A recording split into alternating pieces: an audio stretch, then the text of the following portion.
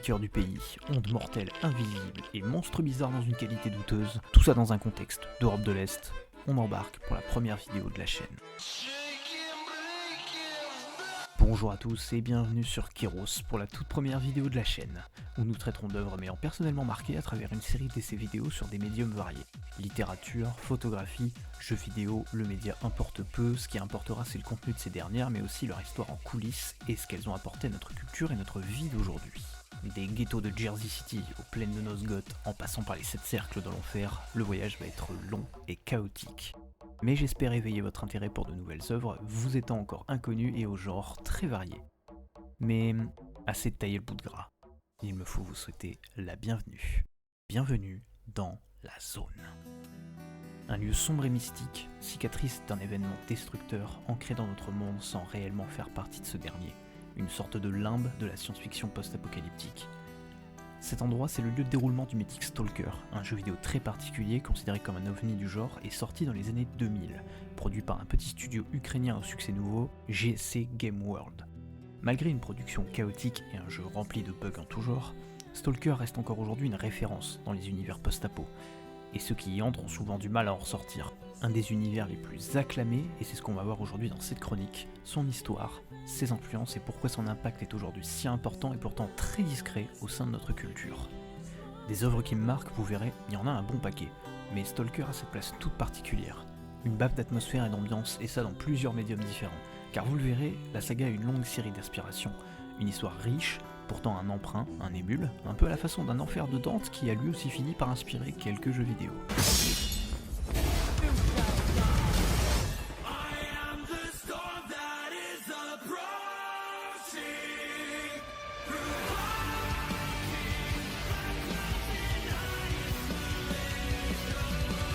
Avant qu'on commence, et je le ferai avec tous les prochains essais de la chaîne, je vous invite vivement à consulter mes sources en description de la vidéo.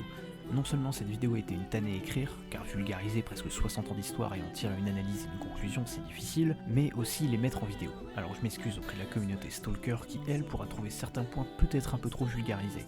N'hésitez pas à ajouter ce que vous auriez aimé voir en commentaire en évitant de spoiler, car je vais déjà le faire dans cette vidéo en essayant de garder tout le croustillant des histoires pour vous à consommer plus tard. Donc n'hésitez pas à faire pause ou à skip les moments de spoil si vous ne souhaitez pas les subir. Je vous affiche par ailleurs les œuvres et le déroulement de la vidéo via la frise à l'écran, disponible aussi en description si vous souhaitez la garder sous les yeux quelque part, et si vous voulez consulter ces œuvres aussi vous-même, ce que je vous recommande vraiment vivement. Allez, on va reprendre. Glasnost, liquidateur, radiation, science-fiction, tout ça guidé par un ermite sous crack qui a bossé son caca pendant environ 8 mois pour vous pondre cet essai. Je vous propose de me suivre à travers les œuvres et les âges pour plonger au cœur de la zone, où c'est évidemment toujours la fête, et nous en profitons pour nous arrêter et faire le point lors d'un petit pique-nique au bord du chemin. Et on peut cue la cinématique.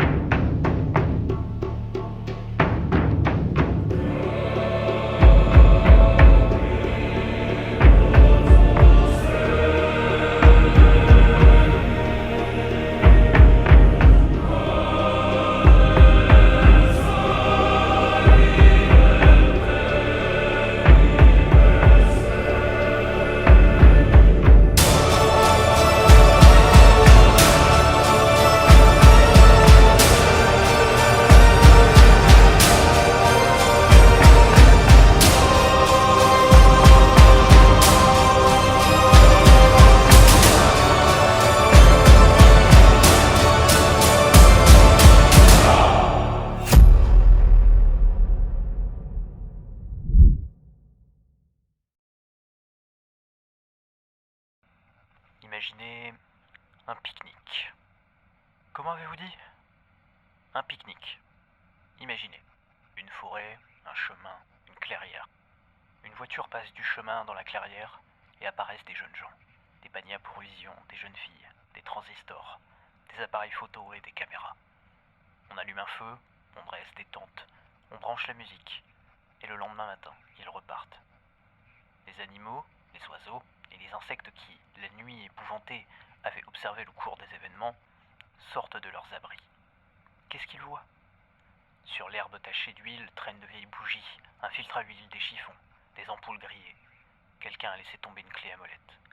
Les garde-boue laissaient des saletés ramenées d'un marécage et, évidemment, les traces du feu de bois, des morceaux de pommes, les papiers de bonbons, les boîtes de conserve, les bouteilles vides, un mouchoir, un couteau de poche, des journaux déchirés, de la petite monnaie, des fleurs fanées venues des autres clairières. J'ai compris. Un pique-nique au bord du chemin. Exactement. Un pique-nique au bord de je ne sais quel chemin cosmique. Et vous me demandez, reviendront-ils ou non ?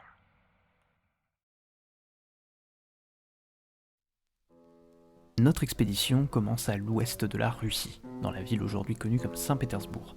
Mais à l'époque connue par les forces d'invasion allemandes d'un petit peintre autrichien en colère comme Leningrad. Pendant 2 ans, 4 mois et 19 jours, la ville va subir un siège des forces germaniques. Et dans tout ce chaos, nos 2 protagonistes commencent leur long voyage dans une Russie à l'image de ce que l'on s'en fait. Dure, désincarnée et froide. Ils s'appellent Boris et Arkady Strugatsky. Les 2 frères vont échapper au massacre, et c'est tant mieux, parce que sans eux, pas de bandits en tracksuit Adidas avec une belle balaclava pour nous hurler dessus en tirant avec une AK-47 rouillée. Alors que l'aîné, Arkady, poursuit une carrière d'interprète et de traducteur au sein de l'Armée Rouge, Boris, lui, sort diplômé en physique de l'Académie de Leningrad en 1950 et travaille dans la science alors que son frère, fort déjà d'une belle expérience en langue, écrit ses premières œuvres.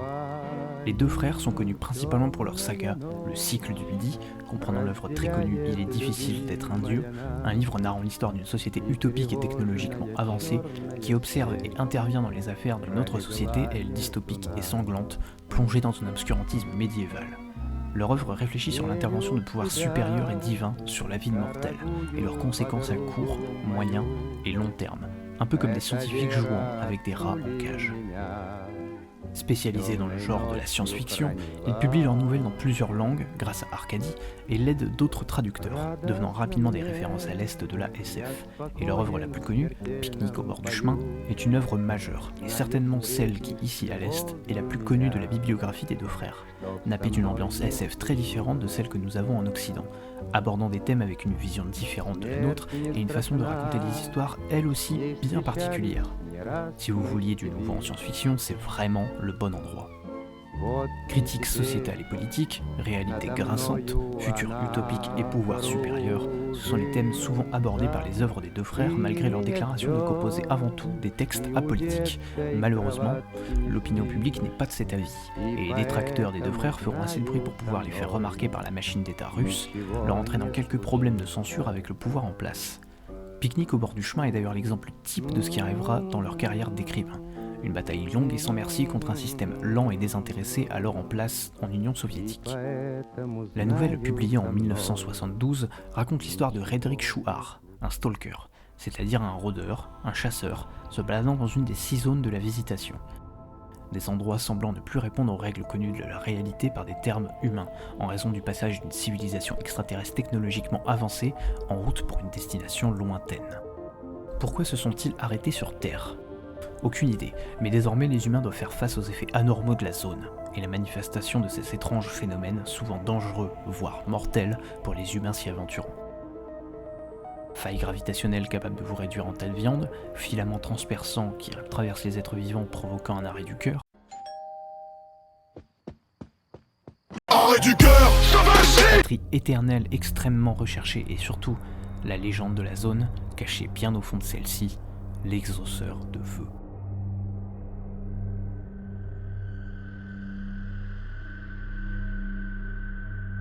Malgré son aspect dangereux, mortel et incompris, la zone devient vite le sujet d'expéditions régulières réalisées par les stalkers, des diables tentant leur chance à se rendre dans la zone malgré les cordons militaires protégeant cette dernière et les interdictions de l'État en vigueur autour de celle-ci.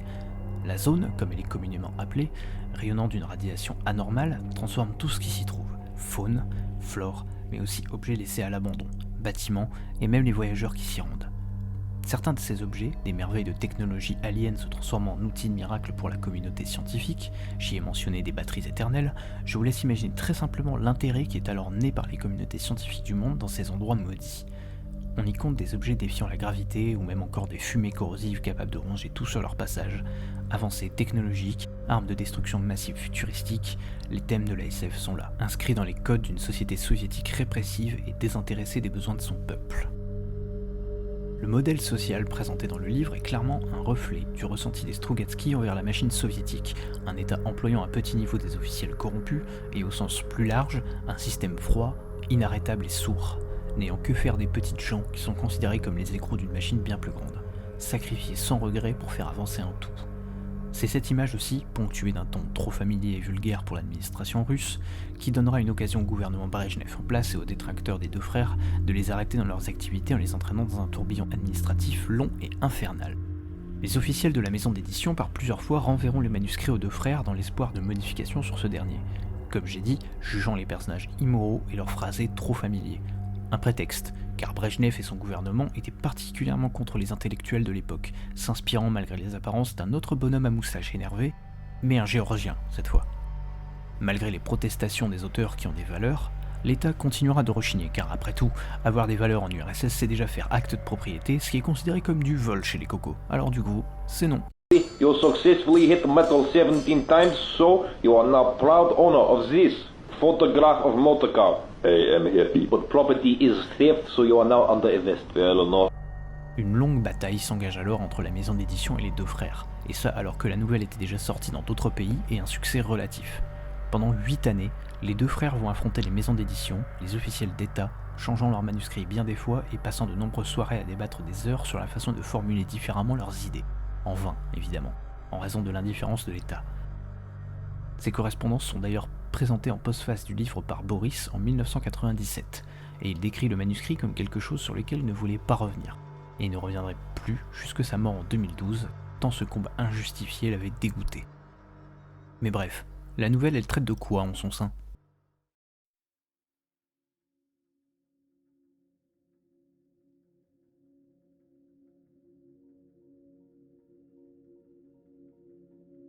Pique-nique au bord du chemin, c'est un succès absolu, et tout le catalyseur de l'histoire se présente sur la fin, que je m'apprête à vous expliquer et spoiler, toute la nouvelle ne servant avant tout qu'à étoffer le monde dans lequel Redrick, le protagoniste, évolue. Les stalkers sont peu dans la nouvelle, et ce sont des gens repoussés par la plupart des autres membres de la société. Peu ont des épouses, encore moins des enfants, et à raison, leurs expéditions et expositions à la zone condamnant leur progéniture à un destin de mutation incompréhensible et irréversible, générant des monstruosités et une paranoïa bien raisonnée des stalkers et de leurs familles. C'est un problème majeur de la nouvelle auquel Red est exposé dès les premiers chapitres. Sa femme, une jeune fille appelée Guta, est enceinte et souhaite garder l'enfant malgré les rumeurs et les peurs autour de la vie de notre protagoniste.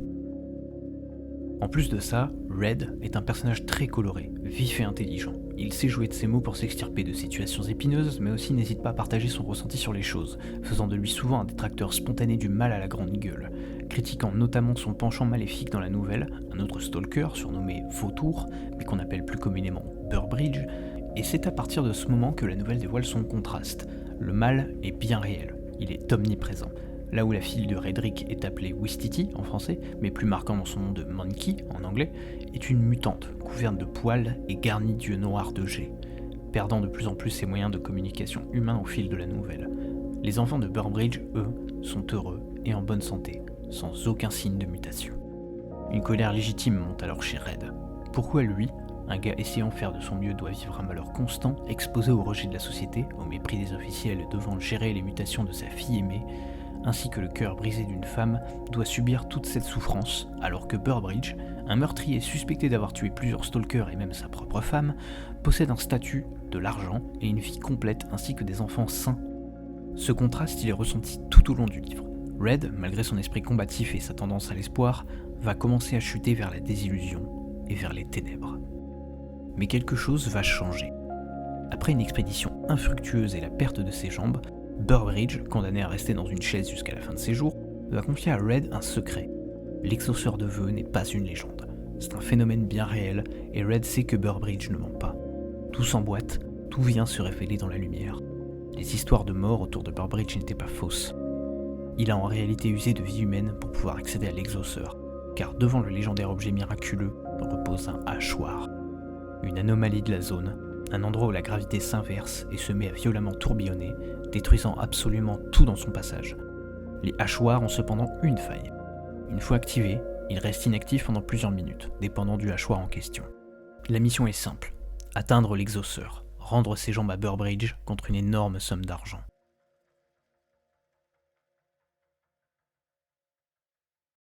Red à ce stade est complètement divisé, se demandant pourquoi il ne fait que revenir dans la zone encore et encore, mais pour le bien de sa fille, il accepte sa mission et prend une décision qui va le changer à jamais. Sous l'insistance du fils de Burbridge, Alex, Red accepte de prendre ce dernier dans son expédition extrêmement dangereuse jusqu'au cœur de la zone, avec pour objectif secret d'utiliser Alex comme d'un moyen de passer le fameux hachoir, un sacrifice. Cette décision, elle est lourde de sens pour Redrick, car en Alex, il se voit lui au début de sa carrière, un jeune homme naïf et plein d'espoir. Mais la désillusion est si forte dans le cœur de Redrick qu'il prend son choix, pour le bien de sa fille. Pendant plusieurs jours, Red et Alex vont parcourir la zone, et le point de vue de Red est alors celui d'un homme se préparant au pire.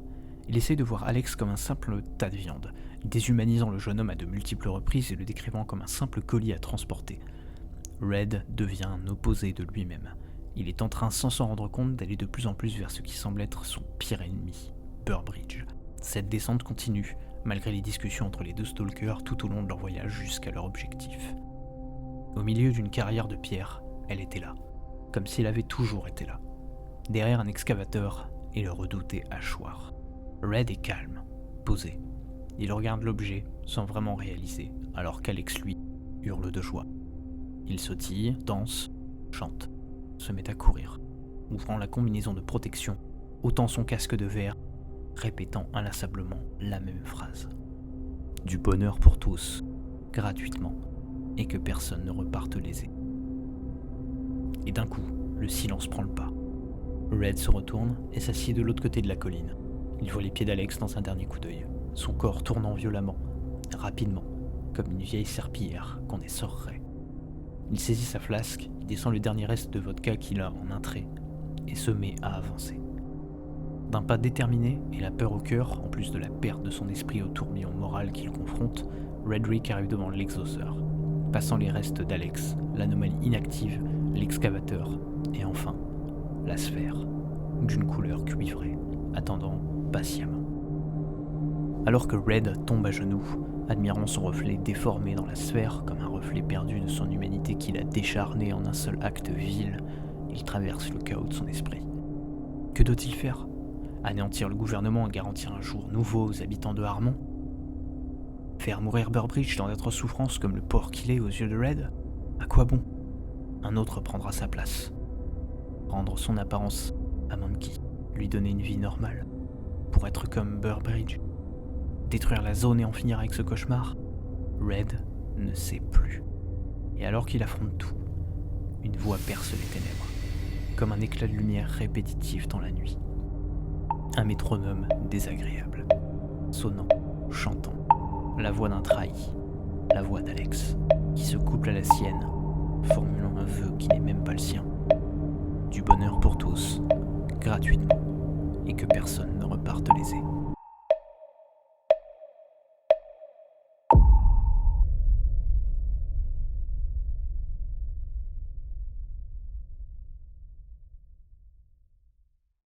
Même si la fin est cryptique, je vais vous aider à y voir plus clair. Déjà, je rappelle que ceci n'est pas une description complète du livre. Des gens l'ont fait avec beaucoup plus de talent que moi et j'ai dressé aussi un portrait principal des idées qui seront véhiculées par la saga.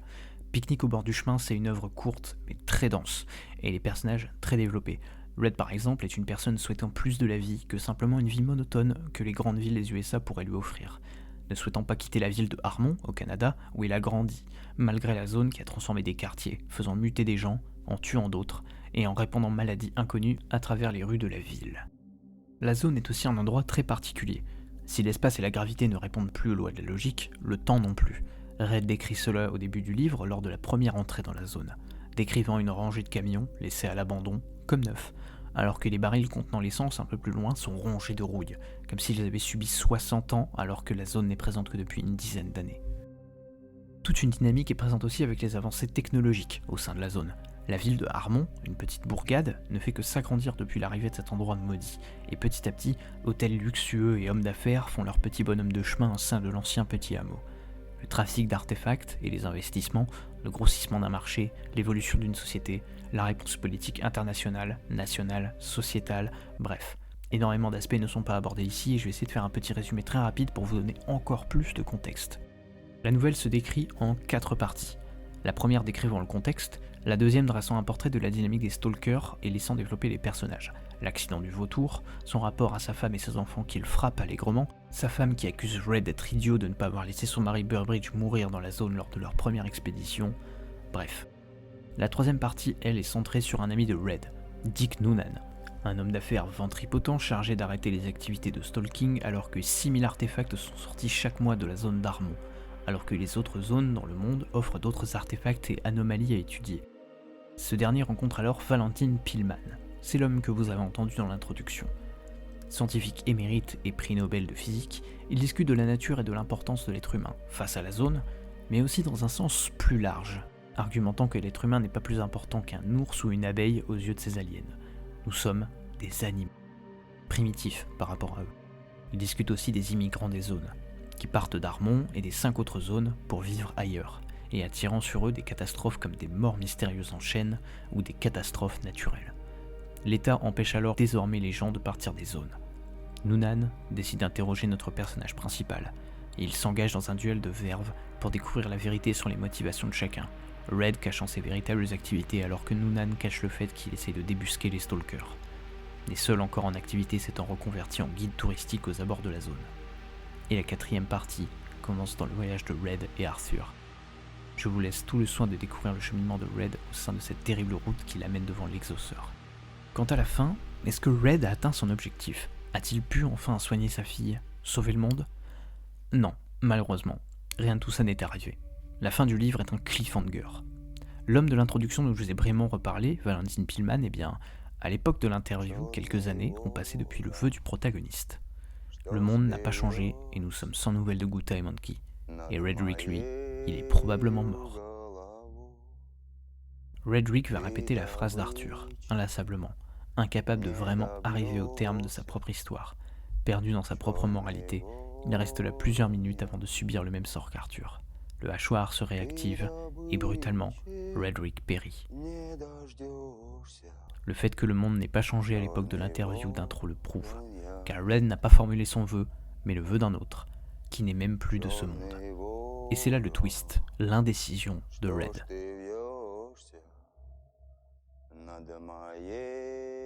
C'est une fin surprenante car souvent les protagonistes arrivent à choisir et périssent des conséquences de leur choix. Mais là, toute la nouvelle reflète justement cette dichotomie entre le mal et le bien, mais aussi entre l'action et l'inaction. Tant que Red se battait pour des valeurs, sa fille, sa femme, vivre tant bien que mal, sa vie a filé droit, jusqu'au jour où sa carapace, sous l'effet de la réalité, se fend. Burbridge est décrit comme un miroir de Red, et a raison. En ayant pris le chemin du mal, qui est bien réel, presque tangible dans la nouvelle, il a pu obtenir ce qu'il voulait. En se divisant de la sorte, Red a signé son arrêt de mort, car maintenant partagé entre l'horreur de ses actes et de sa vie qui le frappe de plein fouet et l'espoir et le bonheur, il en a perdu l'esprit, et donc ses raisons d'avancer. Alors, est-ce que son vrai désir, ce n'était pas la mort ? Cette fin est aussi très en accord avec les thèmes des Strugatsky. Comme dans Il est difficile d'être un dieu, les actes des mortels, inférieurs et dépassés face à un pouvoir quasiment total et divin, sont remis en question, comme s'il nous était impossible de pouvoir communiquer avec cette interface d'une autre échelle, une réalité bien présente, visible, mais inaccessible pour nos esprits. Si Red n'a reçu que le silence comme réponse, c'est parce qu'il n'était pas en mesure de saisir ce qui était vraiment important. Ne choisissant aucune part de lui-même, ni aucune voie avec fermeté, pris par la désillusion et le désenchantement d'une vie misérable. La zone dépasse l'esprit humain. Un fatalisme glaçant et un constat sur la fragilité de notre propre espèce, dépassé par un univers trop grand et encore incompris, subissant les affres du destin, noyé dans une mer d'obscurité. Après ce chef-d'œuvre, Arkady Strugatsky nous quitte en 1991, année où chute le mur de Berlin, et son petit frère Boris suivant en 2012, 21 ans plus tard. Mais ils inspireront toute une génération de créatives à travers le monde, devenant de véritables légendes de la science-fiction et de la littérature. La censure sera définitivement un souvenir du passé à partir de 1997, année à laquelle Boris retravaille enfin le manuscrit de Pique-nique au bord du chemin et vient nous l'amener en Europe, nous offrant enfin la nouvelle 100% assurée par les deux frères comme à l'origine. Son influence va dépasser la littérature et ça, notamment au cinéma, dont un bonhomme moustachu avec une caméra.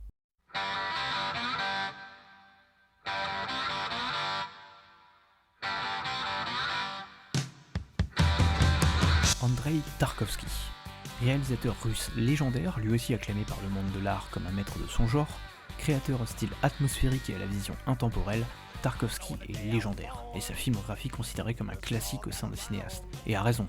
Tarkovsky, dès son premier long métrage, L'enfance d'Ivan, est adoupé par la communauté internationale à la Mostra de Venise 62, gagnant le Lion d'Or, un prix prestigieux et mérité. Pourquoi ? Après tout, c'est vrai. Ça se trouve, ces films ne sont vraiment pas qualitatifs. Eh bien, tout est relatif. Car il est vrai que si aujourd'hui un Tarkovsky aurait la capacité d'endormir un troupeau de millennials chargé au monster, il est aussi vrai qu'il s'agit d'une personne qui connaît extrêmement bien son métier. À la manière d'un grand cinéaste aujourd'hui comme Nolan, la spécialité de Tarkovsky est d'user de son cinéma comme d'une manière de créer dans le temps. Et c'est exactement ce qu'est le cinéma pour lui. On peut le voir notamment dans des films comme Solaris ou Andrei Rublev, où les plans sont souvent très longs et descriptifs, prenant leur temps pour englober le spectateur dans un monde et non pas le divertir avec les éléments de ce même monde, ou pour l'exprimer plus simplement, des films fins et intelligents, sans explosions et effets spéciaux inutiles usés comme gimmick afin de créer du mouvement au sein de son œuvre. Cette façon de sculpter dans le temps, il la mêle à l'exposition du banal et sa transcendance par l'image, transformant situation lambda en moments incroyables grâce à une connaissance très précise de l'art et notamment la peinture. Tarkovsky prouve avec brio que la magie vient de ce qu'on montre à l'écran, et surtout comment on le montre. Ça s'appelle la composition. Symbolique, puissant, atmosphérique et calme, voilà les mots principaux qu'on pourrait donner au travail de Tarkovsky. Après ces 4 premiers longs métrages vient la décision du réalisateur de changer ses horizons politiques, en raison, comme Strugatsky, de la pression de l'État. Car un film, ça se fait pas avec des cacahuètes contrairement à un livre, et surtout à l'époque, sans budget ni ressources financières particulières, Tarkovsky est contraint d'immigrer, mais avant de le faire, s'engage sur un projet qui va certainement devenir son film le plus culte, Stalker.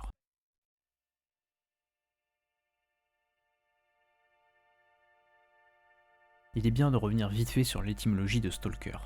À la base signifiant harceleur ou rôdeur, le mot trouve une autre signification au sein de la communauté russe, et ça par les Strugatsky qui se sont inspirés de Stalky & Co., un roman du papa du livre de la jungle, Rudyard Kipling.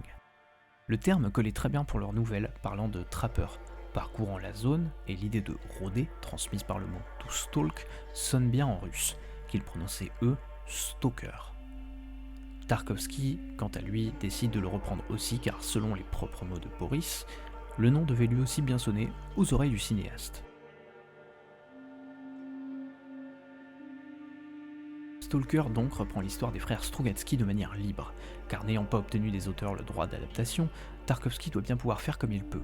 Cette fois, la zone n'est pas visitée par des extraterrestres, mais le résultat d'une catastrophe, certainement un météore qui a changé à jamais cette partie du monde, et au lieu d'une pléthore de personnages, il se limite à 3 personnages principaux et 2 secondaires. Le Stalker, le guide et fil rouge du film, le professeur, un scientifique en mal de reconnaissance, et l'écrivain, joué par Anatoly Solonitsyn, ami de Tarkovsky depuis Andrei Rublev où il joue le rôle éponyme, et certainement l'acteur qui crève le plus l'écran, ici incarnant un auteur en manque d'inspiration. Ils se rendent tous 3 dans la zone à la recherche de la chambre, un lieu mystique où se réaliseraient tous les espoirs. Le film est vraiment une perle d'écriture cinématographique, comme je le dis. Tarkovsky présente des éléments de scénario vraiment simples. Un pastiche, pour présenter le contexte, 3 personnages, un principal, 2 secondaires, et une trame très simple.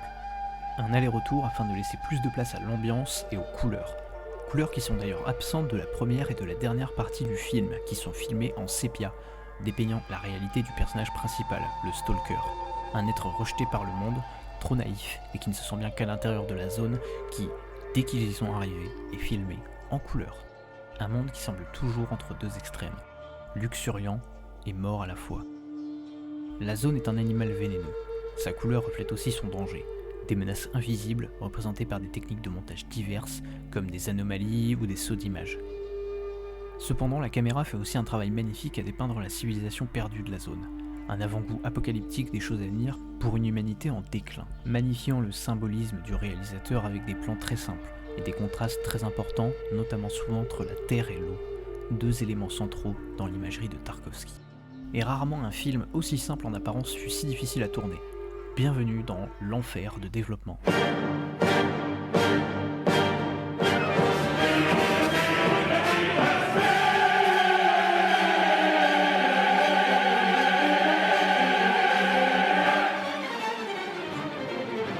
L'enfer de développement, c'est un terme dans le cinéma, mais qui englobe aussi d'autres œuvres massivement techniques comme des jeux vidéo, décrivant un processus chaotique mettant en danger le développement d'une œuvre, et dans ce cas-là, de Stalker.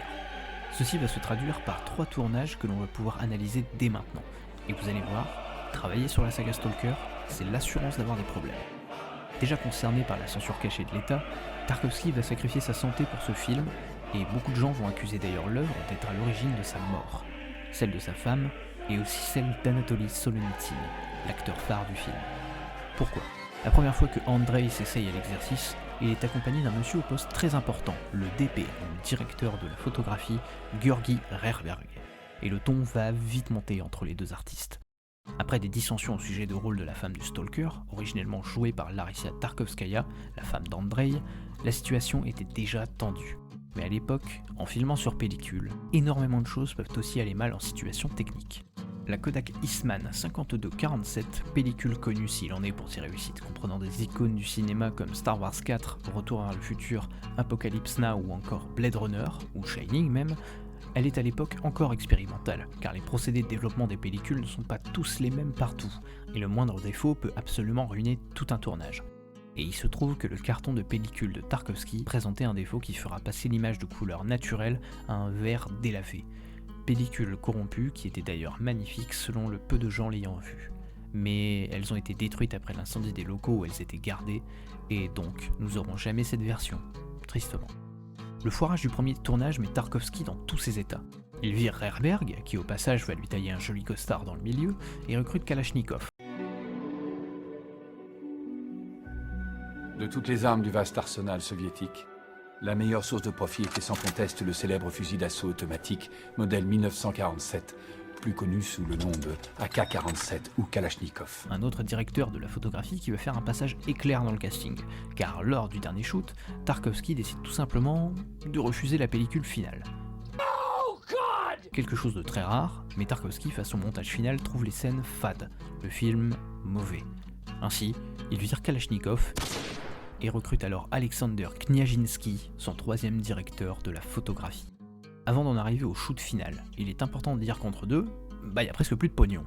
Eh ouais, un film, ça coûte horriblement cher à tourner, surtout quand on bloque des lieux entiers pendant des jours pour y courir avec une caméra dont l'objectif fait 3 fois votre poids. Tarkovsky a sacrifié presque la totalité du budget et se retrouve proche de la banqueroute au moment du 3e tournage. Mais têtu comme un âne, il décide tout de même de faire un 3e shoot et réalise donc un véritable tour de force. Par exemple, vous voyez cette scène avec des blindés ? On dirait qu'ils sont là depuis des années, non ? Et a raison, car déplacer des T-40 russes de 5 tonnes, ça détruit tout simplement tout le paysage alentour. Et pas pour des jours, mais pour des mois entiers. Mais malgré tout, sans vraiment comprendre comment, le cinéaste arrive son pari. Et au lieu de le faire en 2 jours comme initialement demandé, il le fait en 1 heure, car les autorités lui refusent l'accès du site plus longtemps. En enchaînant les efforts surhumains, le 3e tournage est bouclé, et le film il est enfin terminé. Il est extrêmement bien reçu, mais sa légende va se construire avec le temps, devenant petit à petit une pierre angulaire à la fois de la SF, mais aussi du cinéma tout court, en raison de la virtuosité de Tarkovsky. Le prix ? Le décès de plusieurs membres de l'équipe au fil des années, après une immersion quasiment constante et maintenue dans une décharge chimique à ciel ouvert. Le lieu de tournage, la centrale électrique abandonnée de Tallinn, en Estonie, était un véritable dépotoir. Surtout à une époque et dans un pays comme l'URSS où la conscience écologique devait certainement être une fable encore inconnue dans ces contrées lointaines. L'équipe a dû faire face à des défis incroyablement terribles. Entre la technique, obligée de se tenir debout dans des flaques d'huile odorante tandis que la rivière en amont était chargée des restes de pulpe de papier descendant d'une usine de transformation un petit peu plus en amont, enveloppant le décor dans ce qu'ils décrivent comme un miasme fétide, et à raison. Beaucoup de fois dans le film, on peut être témoin de l'état absolu de délabrement des endroits de tournage et de la pollution de l'eau, notamment dans ce plan, qui est tiré du 2e shoot, intégré dans le 3e, et on peut voir la fameuse pulpe de papier et une sorte de neige blanchâtre, résidus chimiques transportés par le vent, soufflant sur la vase fétide présente dans la rivière. Ainsi, Larissa Tarkovskaya, Anatoly Solonitsyn et Andrei Tarkovsky lui-même mourront de ce qui semble être les restes de ce tournage maudit. Tarkovsky lui-même mourant en 86 à Neuilly-sur-Seine en France. Stalker sort en 79 et malgré son succès relatif, va finir par devenir un véritable monument du cinéma, acclamé et renommé par énormément de personnes à travers le monde et décrit avec Le Miroir et Solaris comme un des plus grands films de Tarkovsky, un réalisateur virtuose et visionnaire. que j'admire aujourd'hui moi-même profondément. À une époque de surenchère numérique, de textes méta et de multivers où se croise toute la pop culture de notre siècle, il a su me ramener vers ce qu'est vraiment le langage cinématographique, la respiration d'une image, la naissance d'un rêve au travers de l'ordinaire. Bref, j'ai depuis miné en grande partie la filmographie du monsieur, et je ne peux que vous inviter à faire de même, car de tout temps, Tarkovsky s'est distingué par son style et sa façon de voir les choses, une façon humaine et simple, mais profondément belle et rêveuse.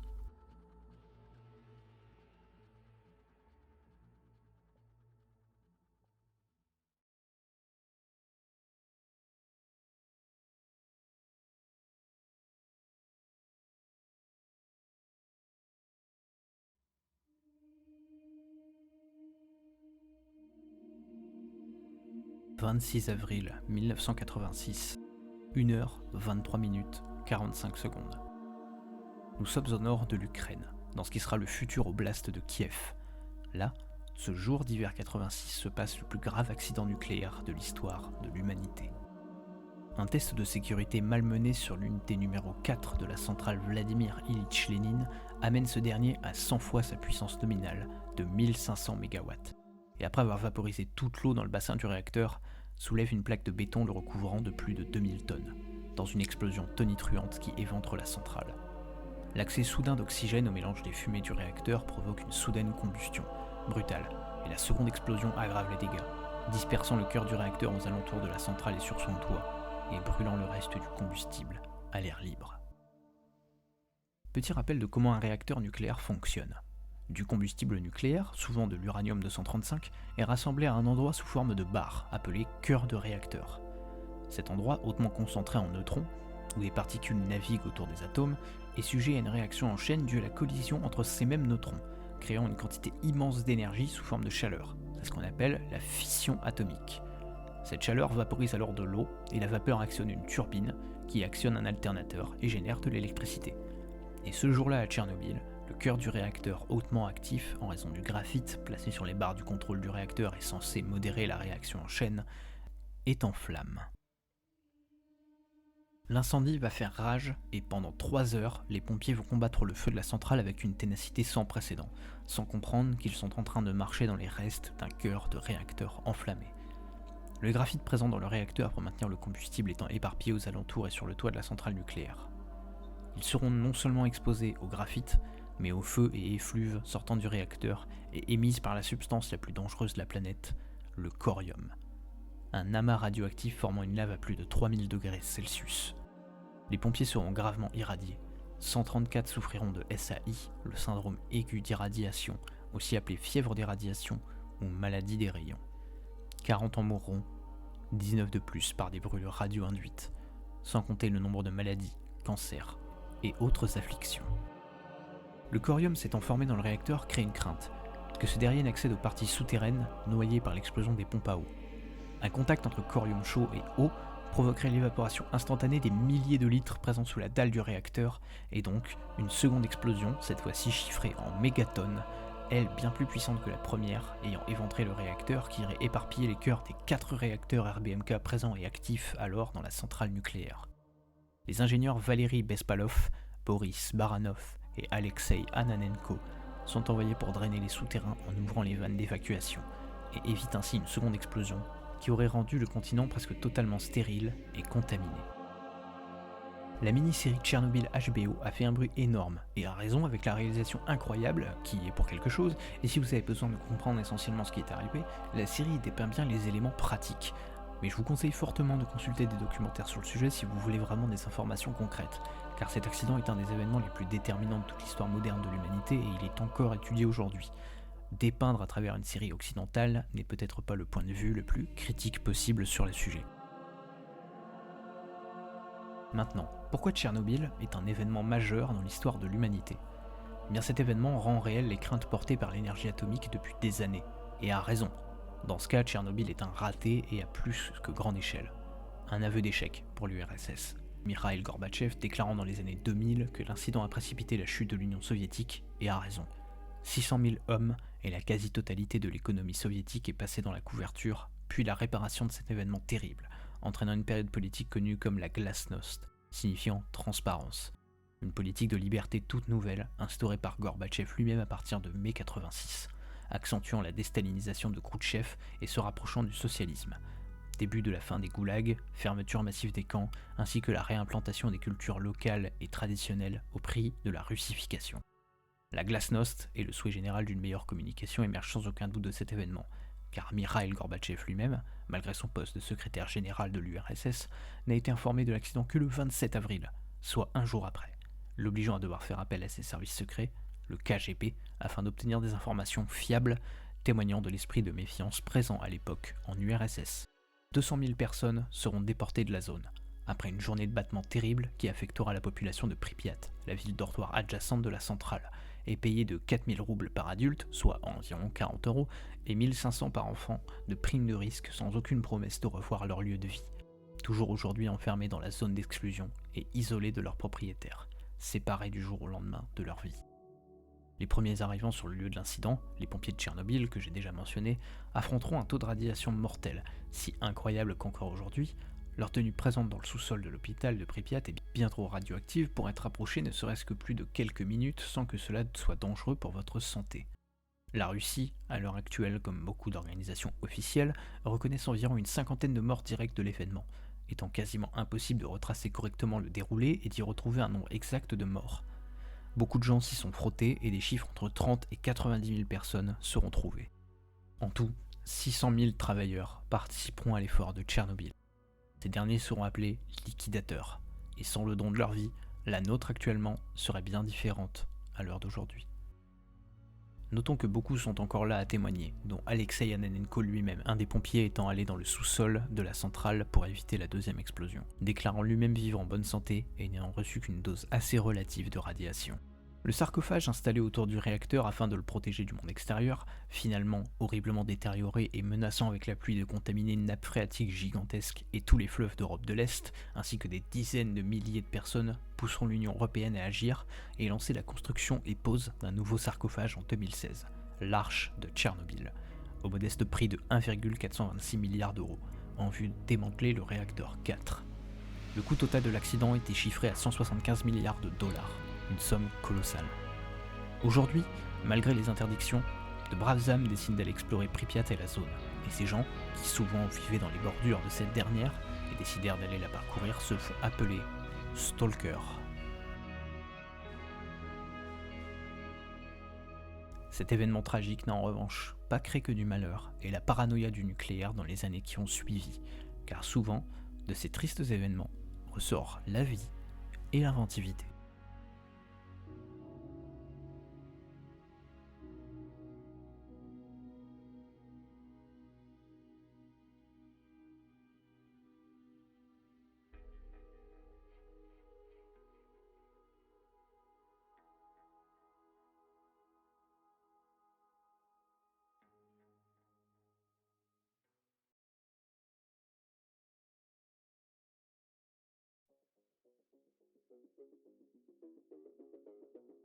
On se retrouve 9 ans après les événements terribles de la centrale au sein d'un tout petit studio ukrainien de jeux vidéo à Kiev, qui prend pour nom les initiales de son créateur, Grigorovitch Sergei Konstantinovitch. Le papa de notre série de jeux post-apo préférée est bien mieux que Fallout, Stalker. Nous sommes donc en 1995 et le petit studio est créé, et en 1996 se regroupe dans un petit appartement de pièces pour 15 développeurs et leur matériel, afin de créer leur premier petit succès dans le monde des RTS. J'ai nommé Cossacks European Wars, après leur premier développement sur Warcraft 3, un mode appelé Warcraft 2000 Nuclear Epidemics. Cossacks est un succès franc et très bien accueilli par le monde entier, devenant rapidement un RTS très célèbre et reconnu parmi tous ses grands frères. Avec un petit peu d'argent en poche, le studio décide désormais de passer dans un nouveau horizon, celui des FPS. Et a raison, car 1998 est un tournant ultime du genre avec la sortie du jeu le plus iconique de ces 30 dernières années, Half-Life. Produit par Valve et notre magicien blanc préféré, Gabe Newell, premier du nom, dit l'ultime. Pour simplifier, pourquoi le jeu est révolutionnaire? Le mode solo est extrêmement immersif, l'intelligence artificielle s'adapte et réagit au comportement du joueur, notamment les marines du EQ, l'absence de répétitivité avec des environnements variés, des ennemis variés, des armes variées, des mécaniques variées, des musiques variées, et un scénario si bien fait que des gens arrivent à en tirer des maps superposées de Half-Life 1 et de ses 4 extensions pour y décrire l'incident de Black Mesa, un incident scientifique provoqué par un protagoniste chevaucheur de palettes à la seconde près. Balèze. Quant au mode multi, le jeu est encore joué aujourd'hui comme tous les FPS de Valve qui sont tous des références du genre, en passant par Portal, Left 4 Dead, Day of Defeat, Half-Life et son mode le plus connu à travers le monde, Counter-Strike. Hey, you. Finally awake. Ce succès massif est considéré comme un des meilleurs jeux vidéo de tous les temps et va donner énormément d'inspiration aux développeurs des années 2000, System Shock, Halo, Deus Ex, Perfect Dark, Time Splitters, et donner un coup de boost au genre du FPS Arena comme Quake, dans lequel Half-Life a basé son moteur, mais aussi le très connu et reconnu Unreal Tournament. Dans la foulée de cette sortie au début des années 2000, la hype est donc très facile à repérer, et cela va donner le nouveau projet de notre studio ukrainien, Oblivion Lost. Oblivion Lost, c'est un projet trop ambitieux.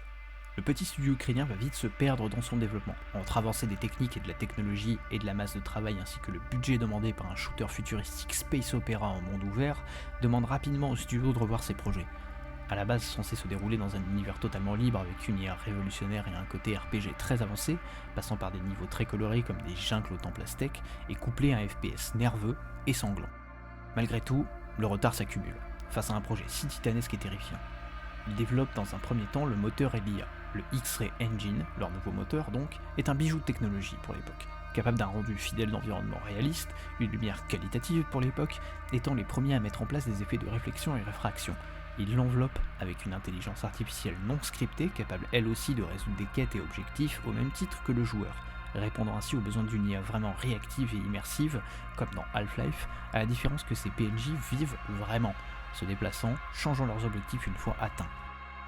Malgré des inspirations très claires, le temps continue de tourner, et le jeu, annoncé en 2000, prend encore et encore du retard. On est en 2003 et GSC annonce que le jeu est repoussé encore une fois, et l'équipe se repose la question de leur concept, décidant qu'un FPS futuristique comme le leur ne serait pas seulement fade, mais trop cliché. Et si le retard s'accumulait et les sorties massives de FPS aux allures de SF se multipliaient dans les années suivant le lancement du développement, ils décidèrent alors, après un voyage organisé par le PDG, Sergei Grigorovitch, à Tchernobyl, de changer la trame et le thème du jeu.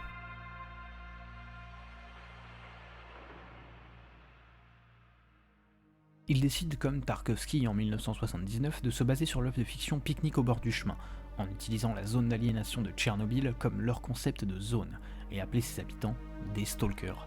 Ils y ajoutent une touche de complotisme scientifique, ainsi que la présence du deuxième accident de Tchernobyl prenant place en 2006, et ainsi donc, la zone de Stalker est née. Un désert radioactif rempli de mutants et d'anomalies, où la seule compagnie est d'autres Stalkers bien souvent hostiles et austères. Souvent immoraux eux-mêmes et cherchant à survivre par tous les moyens. Mais le jeu n'est pas encore au stade d'être sorti. La fin de l'année 2003 se marque par une décision de leur éditeur, un certain THQ, d'envoyer un représentant, le susnommé Dean Sharp, le futur développeur d'une maison dont on va parler rapidement, car lui et d'autres programmeurs, après une dissension au sein de l'équipe, décident de quitter GSC Game World et de fonder 4A Games. Et vous les connaissez comme les créateurs de la série Metro.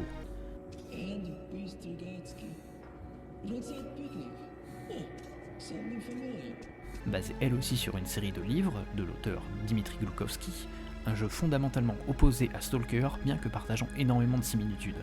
Là où Stalker est l'incarnation du chaos avec une zone vivante, Metro est un couloir immersif scénarisé et scripté de bout en bout.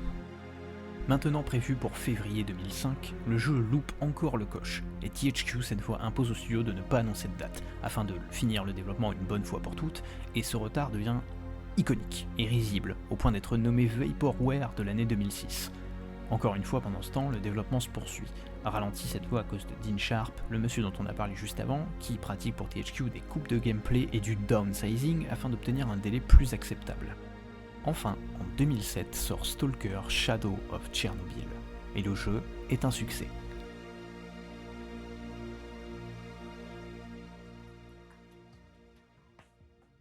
GameSpot déclare à la sortie du jeu, c'est un jeu sombre, mais dans le bon sens, capturant parfaitement son setting post-apo, et souvent décrit à l'époque comme un des jeux les plus effrayants et sinistres auxquels on puisse jouer.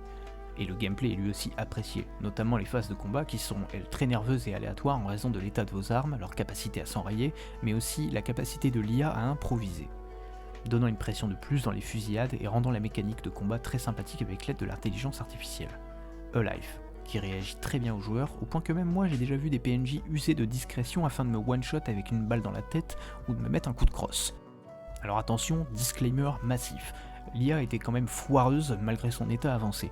Pour l'époque, c'est de la belle ouvrage car elle peut encore impressionner, même aujourd'hui. Mais elle n'est pas exempte des classiques bugs et exploits qui permettront de faciliter le jeu, alors calmez vos slibards. Le gameplay est une réussite, le scénario bien que court aussi, mais surtout l'atmosphère du jeu va être la cerise sur le gâteau. Stalker se joue principalement comme un first-person shooter, ajoutant des mécaniques de gameplay comme une économie, un poids, un système de caractéristiques et de quêtes simples mais efficaces à l'époque, et peu de jeux sont aussi poussés que ça dans le mélange des genres entre FPS et RPG. Le résultat est sans appel, c'est un succès clair et net. Vous évoluez comme le tatoué, un stalker amnésique marqué sur le bras d'un tatouage mystérieux et retrouvé dans le crash d'un corbillard, un étrange convoi venant du centre de la zone, la centrale nucléaire de Tchernobyl. Sauvé par les stalkers du coin et recueilli par le marchand Sidorovitch, aka le plus grand enfoiré de la zone, qui vous donne du travail histoire de vous secouer les puces et vous remettre dans le droit chemin. L'histoire en elle-même n'est pas digne d'un Red Dead Redemption 2 ou d'un Baldur's Gate, très loin de là, et le fait qu'elle soit transmise à travers des dialogues non doublés peut aussi paraître être une mauvaise chose. Mais au contraire, c'est bizarrement une des meilleures manières de pouvoir mettre en lumière son scénario. Au contraire d'autres jeux très scénarisés avec énormément d'éléments, l'histoire est courte sur les 3 jeux et vous vous sentez souvent très petit. Vous et vos tâches principales face aux grands mystères de la zone dont tout le monde ne va pas cesser de vous parler, notamment le centre de la zone, comme dans le film et le livre, ici situé en plein milieu du sarcophage du réacteur numéro 4 de la centrale, où se trouverait, oui, le cœur d'un réacteur nucléaire à nu, mais aussi surtout le monolithe. Un cristal incroyable d'origine extraterrestre et capable d'exaucer vos souhaits les plus fous, attirant toujours plus chaque année des pauvres airs à la recherche d'un miracle. Un autre mystère, l'Oasis, est aussi présenté, un lieu décrit comme la seule source d'eau pure de Tchernobyl, capable de vous soigner de toute blessure et où se trouverait le saint graal des artefacts, le cœur de l'Oasis. En somme, la zone est régie à la fois par ses activités quotidiennes qui vous touchent directement, mais s'inscrivent toutes dans un dessein plus grand, atteindre le centre de la zone. D'ailleurs, comment elle est venue au monde ici, cette zone ? Attention, gros spoiler du plot, donc si vous comptez jouer aux jeux originaux et vous faire votre propre avis ou vous souhaitez découvrir l'histoire vous-même, vous les faites et vous revenez. Sinon, si vous cherchez à vous préparer pour Stalker 2 sans avoir à jouer aux 3 premiers jeux, vous êtes au bon endroit.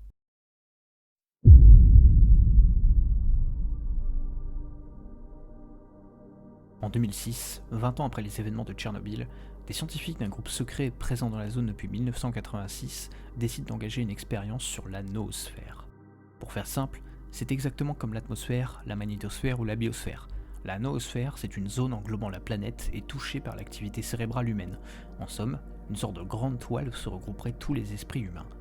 En dépit de leur méconnaissance de la noosphère, le groupe de scientifiques tente l'expérience appelée Conscience C, ou Conscience collective, la fusion de plusieurs esprits humains au sein d'une même entité, capable de manipuler la noosphère et donc les esprits des milliards d'humains présents sur Terre afin de supprimer une large palette d'émotions négatives, peur, colère, angoisse et j'en passe.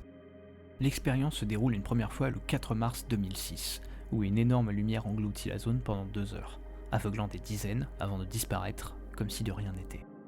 Après cet échec, les scientifiques retentèrent leur expérience le 12 avril 2006 à 14h33. La lumière apparaît, un terrible flash et le bruit du tonnerre. Après l'évaporation des nuages, un séisme de magnitude 6,9 se produit. Et la zone est secouée alors par une vague d'énergie cataclysmique. C'est la première émission et la seconde catastrophe de Tchernobyl. Sans contact avec les activités de la Conscience C, l'Ukraine détache son armée par hélicoptère au centre de la zone, pensant à une attaque militaire ennemie, et le spectacle est terrifiant. Pris en embuscade par les anomalies et les puissantes radiations psy, une forme de radiation affectant le cerveau, les soldats connaîtront un sort très peu enviable à celui d'autres stalkers, massacrés sans pitié par les mutants, mais aussi les dangers déjà de plus en plus nombreux de la nouvelle zone d'exclusion, mais aussi par une nouvelle émission balayant définitivement toute chance de raid sur le cœur de la zone. Les survivants, traumatisés par une expérience terrible, vouent alors leur futur à l'éradication de la zone, et cela devient leur devoir, et aussi le nom de la toute première faction de la zone et les premiers stalkers. Les scientifiques débarquent et découvrent des événements merveilleux, affectant en gravité, espace et temps, mais ne peuvent expliquer ce qui s'est passé dans la zone, ni ce qu'elle a produit. Beaucoup d'entre eux meurent et les rumeurs sur des créatures aux pouvoirs étranges se font de plus en plus nombreuses. Une seconde opération officielle est lancée en 2011, et cette fois, l'attention sur la zone étant beaucoup plus importante qu'avant, une nouvelle émission se produit, pulvérisant une nouvelle fois les soldats ukrainiens, leurs survivants rejoignant le devoir. Et les nouvelles allant très vite dans un monde de plus en plus connecté, les curieux du monde entier décident alors de se diriger vers la zone, là où de très rares avants n'osaient que regarder. Les Stalkers sont nés. Beaucoup de choses vont se passer, et je vais essayer de résumer le plus rapidement possible à partir d'ici. Déjà, la conscience C, dès la création de la zone, a créé un réseau d'antennes psy destiné à noyer des endroits complets dans un lavage de cerveau permanent, empêchant ainsi l'accès au centre de la zone depuis tous les côtés supposément, comme l'on ne voit que le sud-ouest dans le jeu. L'une de ces antennes s'appelle le lobotomisateur. Malheureusement, comme on n'est jamais trop prudent, et des accès datant d'avant les grandes guerres existants, il décide alors de corrompre un groupe de stalkers fanatiques à travers un lavage de cerveau, les convainquant de l'existence d'un monolithe au centre de la zone capable d'exaucer leurs vœux les plus fous. Ces stalkers passent alors de l'autre côté de la barrière, la frontière entre le connu et l'inconnu pour les stalkers, et reviennent avec de nouvelles armes et armures, scandant la gloire de leur sainte mission à tous les hérétiques vivant au sud de la zone. Guerriers fanatiques, ne ressentant ni douleur ni fatigue, ils sont une menace d'envergure pour tout stalker qui souhaite s'aventurer au cœur de la zone. Deuxièmement, un groupe de stalkers composé du tatoué, qui est en fait Strelok, et ses deux compères, les Crocs et Spectre, arrivent à passer le lobotomisateur. 2 fois. Et la deuxième fois, une faction du nom de Firmament, ou Killer Sky, va réussir à arrêter Strelok. Ce dernier tombe dans les mains du monolithe et subit un lavage de cerveau qui ne va réussir qu'à le rendre amnésique et le remettre sur la route de sa mémoire, chose qu'il réussit moins d'1 an après. Strelok entre dans la centrale, découvre le poteau rose, détruit tous les gardiens du monolithe, des centaines de stalkers, avant de s'occuper des scientifiques ayant créé la zone après que ces derniers aient tenté de corrompre Strelok. Troisième et dernièrement, une nouvelle opération militaire a lieu, et cette fois-ci, sans la conscience C, échoue. Encore. Mais à cause des anomalies. Ces dernières se déplacent à chaque émission libérée par la zone, et ça, ils l'apprennent grâce à la quête d'Alexander Dektiarev, un agent des services secrets envoyé comme stalker sous couverture dans la zone afin de retrouver les hommes déployés, apprendre leur destin, et ce qui le mène finalement à rencontrer la légende du premier jeu et le stalker le plus célèbre au monde, Strelok.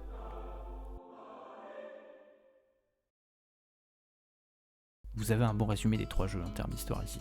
Il est temps de passer au gameplay. La progression dans la zone est assez particulière. Vous évoluez et vous enfoncez dans la zone petit à petit en traversant des paysages d'abord ouverts et naturels, et ensuite de plus en plus urbains et claustrophobiques, alors que vous explorez des laboratoires scientifiques secrets et des complexes militaires, usines abandonnées, et enfin, la ville fantôme de Pripyat et la centrale nucléaire elle-même, servant de niveau final, elle et son sarcophage. Les dangers de la zone sont multiples. Les mutants, les anomalies, la radiation et les stalkers vous attendent à tous les tournants, ainsi qu'une force inconnue et mystérieuse, provoquant les émissions, des déchargements d'énergie d'envergure cataclysmique, pulvérisant tous les êtres vivants à découvert et changeant les emplacements des anomalies déjà existantes, faisant de la zone un piège mortel où se repérer est un défi et se cacher doit toujours être à portée. Chaque bruit est une alerte, chaque mouvement un danger potentiel.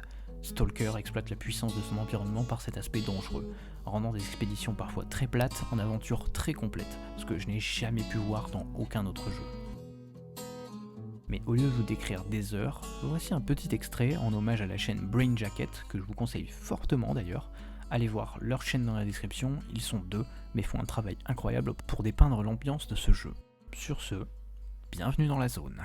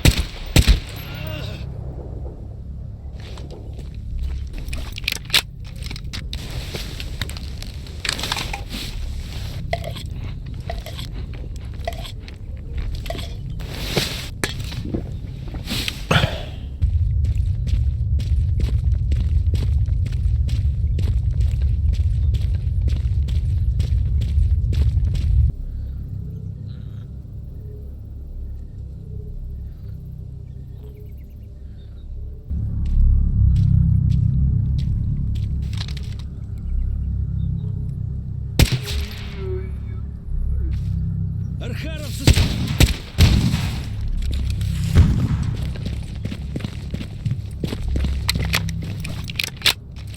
А ну, чики-брики в дамке!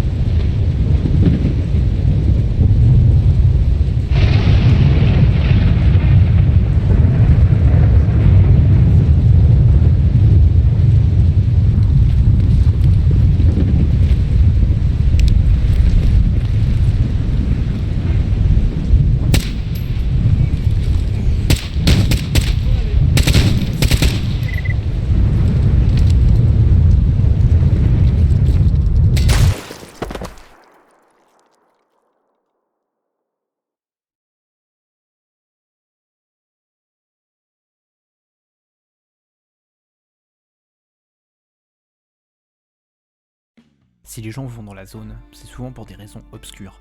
S'enrichir, participer au crime organisé ou le fuir, lui et la justice, gagner de l'argent ou s'isoler d'une société trop dure pour des gens souhaitant simplement la sérénité, la zone est un lieu hors de la réalité. Et pourtant, si accrochant dur comme fer. Les stalkers sont d'ailleurs un des ancrages de cette réalité, divisés entre stalkers libres, bandits et factions organisées. Ils sont aussi variés que dangereux, et plus vous creuserez dans la zone, plus vous croiserez des stalkers agressifs et bien équipés. Leur motivation peut aller de la protection de la zone et son libre accès, ainsi que son maintien en tant que terra nullius, comme la liberté, des stalkers anarchiques et casse-cou ne répondant à aucune hiérarchie, ou au contraire à sa destruction et son confinement du monde extérieur, comme le Devoir, des anciens militaires abandonnés dans la zone, agissant comme un groupe paramilitaire impitoyable en plus d'être des absolus giga-chads en prenant les deux meilleures couleurs existantes, le noir et le rouge. En somme, Stalker semble complet, mais Clear Sky et Call of Pripyat, les deux suites ainsi que les builds early mis à disposition par GSC Game World viendront prouver que Stalker est effectivement un projet amputé d'énormément de contenu, comme les véhicules par exemple. I don't sit in while you're running it down. I don't carry a gun. I drive. La zone est grande et la parcourir à pied est très long. Voilà pourquoi le Tatoué, le protagoniste du premier opus, semble courir plus rapidement qu'une Toyota Supra V6 3 litres turbo P58, boîte automatique 8 rapports carto pop and bang. En plus de cela, d'autres éléments sont décelables directement dans le jeu lui-même. L'économie du premier jeu étant trop facilement grindable, vous devenez riche extrêmement vite, et si vous arrivez à la fin du jeu sans faire les quêtes optionnelles proposées à un certain moment, vous obtiendrez une seule des 7 fins du jeu, la fin la plus obtenue, la fin de la richesse. Dans le même goût, le poids est un problème majeur. Dès que vous dépassez la limite maximale, votre personnage devient figé comme une pierre et est incapable de se déplacer, témoignant de comment certaines fonctionnalités ont été patchées façon sparadrap juste avant la sortie du jeu. Entre ça et les nombreux bugs d'IA rendant le jeu des fois risible, il est clair qu'on a reçu la fin du bâton. Quant aux suites, Clear Sky intégrera, en plus de corriger la vitesse du protagoniste, de nouvelles fonctionnalités comme la guerre de faction, mais sorti seulement un an après le premier opus, lui aussi sera criblé de bugs et rendant la fonctionnalité quelque peu obsolète. C'est jouable, mais en tout cas c'est buggé. Clear Sky présente en plus les mêmes zones que son prédécesseur et en intègre 3 nouvelles, l'hôpital abandonné, la forêt rouge et le village fantôme de Limansk. Call of Pripyat, quant à lui, sorti plus tard, propose une expérience bien plus stable, de nouveaux personnages et un gameplay amélioré, réussissant enfin à contrer la malédiction du bug au sein de la saga des 3 jeux. Bon, ça doit faire 20 minutes que je parle du même jeu, et bien que j'aimerais rentrer en profondeur dans tant de sujets qui me passionnent à propos de ce dernier, vous avez compris le principe. Stalker est un produit malheureusement amputé et incomplet, malgré un jeu que je vous conseille moi-même dès maintenant, et les 3 jeux d'ailleurs. Largement au-delà de tout autre titulaire du genre comme Fallout, bien qu'il fasse aussi partie de mes jeux de prédilection, vous n'aurez pas l'expérience complète qui était voulue à la base par les développeurs. Malgré tout, le jeu est un carton, et a raison. Et comme j'ai mentionné plus tôt dans la vidéo, les guides illégaux souvent autour de Tchernobyl, mais j'ai pu le voir aussi partout dans le monde, sont nommés maintenant comme les protagonistes de nos 3 œuvres, des Stalkers. Le jeu, encore aujourd'hui, déchaîne les passions et est un des jeux les plus anticipés de 2024. Le plus anticipé même. Et a raison. La hype et la communauté n'ayant cessé de grandir grâce au retour de GSC Game World après leur dissolution en 2014, et d'ailleurs la première annonce d'un Stalker 2, mais avant tout et surtout grâce à la plus noble communauté de toutes, les modeurs.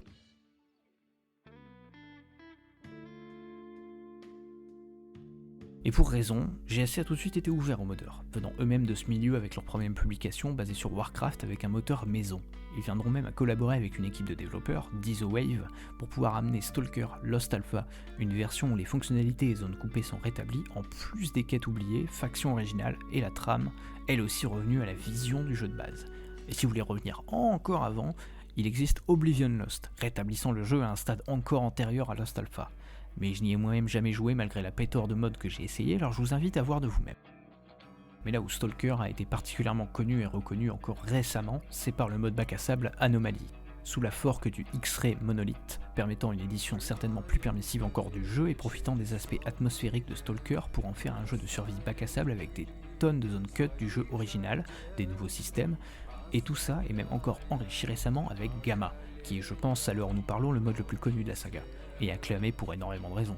Untant un maximum de mécaniques réalistes pour améliorer l'immersion, des effets de lumière, des modèles HD, toujours plus d'armes et de fonctionnalités, un aspect survie très poussif, permettant encore aujourd'hui de garder la zone en vie encore plus que jamais.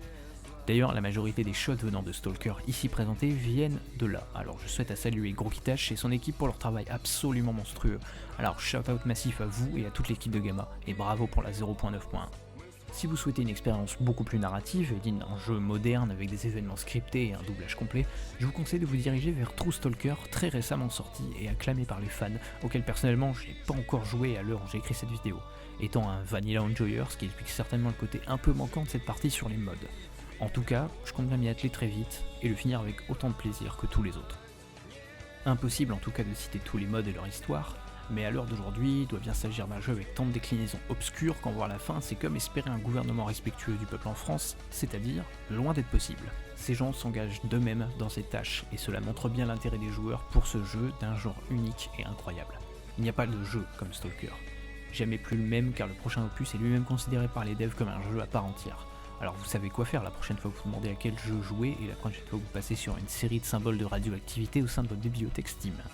D'ailleurs, on arrive sur la fin de cette vidéo, alors je vais remercier maintenant et conclure la vidéo par ma pensée sur le futur de Stalker et de la saga, ainsi qu'une petite réflexion sur la totalité des œuvres qu'on a vues jusqu'ici.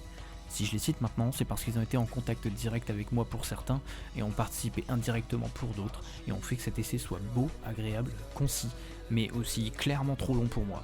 Si vous voyez mes enfants, dites-leur qu'ils me manquent. Alors d'abord merci à Anomalous Dugout, mon Frenchie préféré au sein de la communauté Stalker. Il explore dans des vidéos en anglais tous les secrets de la zone, de son histoire à son gameplay, ses factions, son lore, ses contenus oubliés. Alors, si vous voulez vraiment des précisions absolues, c'est sa chaîne que je vous conseille. Soutenez-le, car il mérite vraiment énormément de soutien pour son travail cyclopéen fait par pure passion et déjà depuis quelques années. J'ai rarement vu des chaînes de son genre aller aussi loin dans le détail. Merci à la chaîne Brain Jacket qui a su m'inspirer quand j'étais en panne d'inspiration pour cette vidéo et avec ses édits de gameplay narratif incroyables. Courez les voir dès maintenant, vous perdrez pas votre temps, croyez-moi. Et dans le même genre, je vais faire un petit shout-out à Into the Zone, une chaîne anglaise extrêmement bien tournée avec un style narratif très travaillé qui personnellement m'accompagne pour dormir depuis déjà plusieurs mois. Je me dois aussi de remercier Tom J. Manning, car ses dessins et son projet autour de Pique-nique au bord du chemin étaient très complets et sublimes, représentant l'univers des frères Strugatsky et son ton grinçant avec un talent incroyable. Mais aussi pour m'avoir autorisé à utiliser les ressources qu'il a pu créer et laisser sur internet dans ma vidéo. Merci aussi à Cinema Tire, la chaîne InGamers et PCGI pour leurs vidéos sur le travail de Tarkovsky pour le premier et le jeu Stalker pour les deux autres chaînes. Leurs reportages condensés de qualité devraient eux aussi pouvoir vous éclairer sur la genèse du jeu. Maintenant, parlons un peu du futur. Qu'est-ce qui va nous attendre pour Stalker? En vérité, la suite annoncée, baptisée Call of Chernobyl, est pour moi un renouveau de la saga. Le scepticisme est vite monté parmi les fans hardcore de la communauté et à raison, car le jeu annoncé en 2015 aura mis plus de temps que le premier à sortir, mais ce qui semble arriver, malgré le peu de gameplay montré, est plutôt prometteur.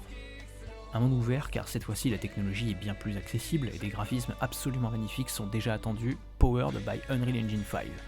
L'ambiance de la zone devient plus réaliste que jamais, et nous aurons le droit et le plaisir de découvrir tout un nouveau pan que nous n'avons pas découvert, et tout ça sous un nouveau jour, et scénarisé, entièrement doublé, contrairement à ses prédécesseurs, pour pouvoir ajouter beaucoup plus d'étoffe à la zone.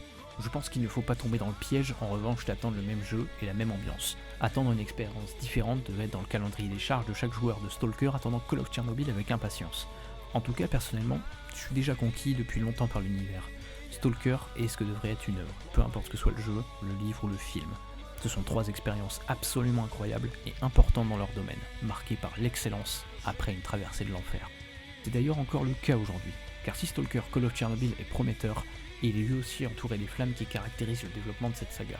Car depuis l'invasion de la Russie et les bombardements sur Kiev, l'entièreté de l'équipe a dû déménager sans compter une partie qui est partie se battre et défendre leur pays face aux forces russes, coûtant la vie à plusieurs de leurs membres, notamment le scénariste du jeu original Shadow of Chernobyl, Sergei Ivanov. Alors à ces développeurs et leur bravoure, je leur dédie toute cette vidéo. Et si vous voulez apporter leur soutien, jouez simplement à Stalker. Je ne vous demande pas d'acheter le prochain opus, mais si vous voulez même juste tester Gamma, qui est entièrement gratuit et le mode est une vraie pépite pour les amateurs de monde immersif et les amateurs aussi de survie, c'est au moins pour vous l'assurance d'un bon voyage, dans un excellent jeu très complet. Mais si vous souhaitez la vraie expérience complète, je vous invite à consulter la frise pour voir dans le bon ordre l'histoire et apprécier toute son entièreté. Pour les gens encore présents, merci d'avoir regardé mon premier essai, votre retour est terriblement important, alors n'hésitez pas à donner votre avis en commentaire, votre feedback c'est l'avenir de cette chaîne. Et je serais ravi d'enfin parler de Stalker dans ma langue maternelle. Si vous voulez supporter mon travail, partagez-le, pas besoin de payer quoi que ce soit. Je produis mes vidéos de manière libre ici et souhaiterais profiter d'un maximum de choses sans avoir à me plier aux règles contraignantes de YouTube, comme par exemple la musique que j'utilise complètement librement. L'avenir nous dira s'il faudra changer ça, alors montrez cette vidéo à vos amis, parlez-en surtout, ça me ferait extrêmement plaisir. Et surtout, parlez-leur de Stalker. Sans les suivre dans la nuit s'il vous plaît, sinon tu vas manger la chaussure.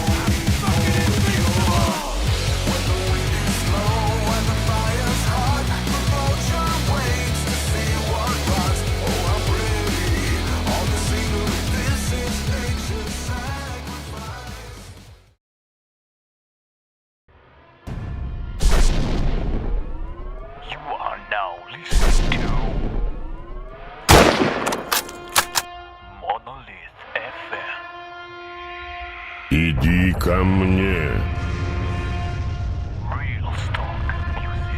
А ну, чики-брики в дамке!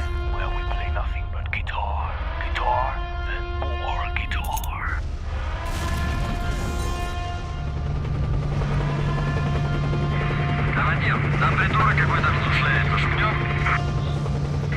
Отставить. Единственная мелочь боезапас тратит.